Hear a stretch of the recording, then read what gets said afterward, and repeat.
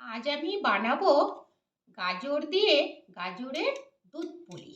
গাজরের দুধ পুলি বানাতে গাজরটাকে প্রথমে কেটে নিতে হবে।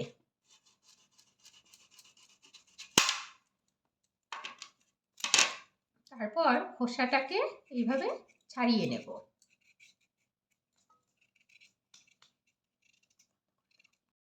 গাজরগুলিকে ঠিক এইভাবে কেটে নেব। এইভাবে কেটে আমি সিদ্ধ বসিয়ে দেব।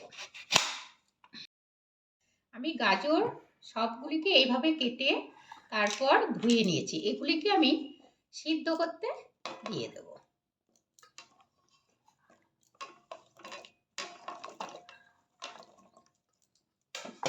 তারপর ঢাকা দিয়ে আমার গাজরগুলি সিদ্ধ হয়ে গেছে। এই যে এবার আমি সব এক এক করে নামিয়ে নেব।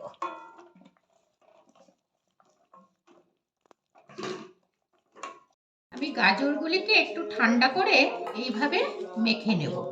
সমস্ত গাজরগুলিকে বেশ ভালোভাবে মেখে নেব।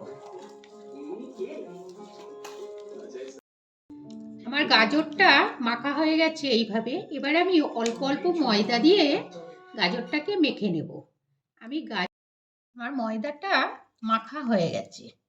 এবার আমি হাতে অল্প ঘি নিয়ে নেব। ঘিটা দিলে একটা দারুণ সেন্ট বেরোবে এবং খেতেও ভালো হয়, আর এটা তৈরি করতেও খুব সুন্দর হয়। এবার আমি এইভাবে করে নেব।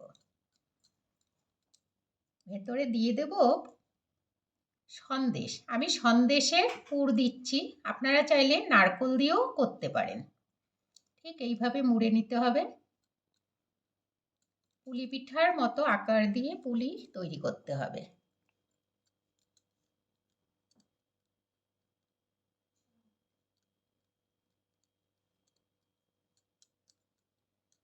ঠিক এইভাবে পুলিগুলি আমি তৈরি করব। আমি আরেকটা করে দেখিয়ে দিচ্ছি।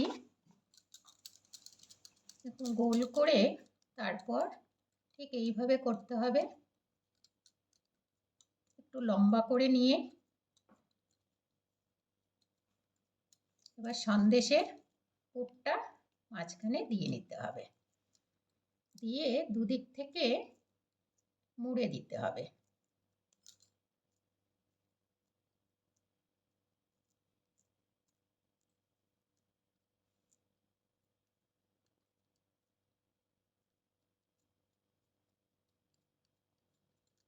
এবার এটাকে এইভাবে মুড়ে মুড়ে দিতে হবে, তাহলে মুখটা আর খুলবে না।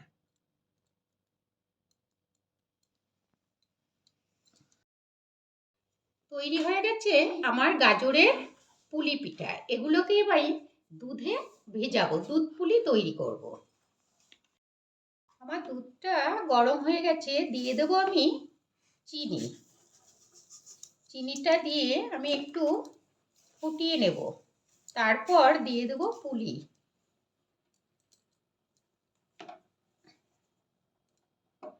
এবার আমি এক এক করে পুলি পিঠাগুলিকে দুধের মধ্যে দিয়ে ফোটাবো।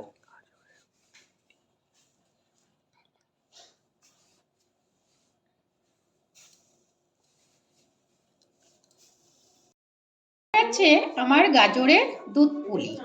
এই দুধ পুলিটা খেতে কিন্তু ভীষণ মজা, আর আপনারা দেখতেই পাচ্ছেন এর কালারটাও কি সুন্দর এসেছে।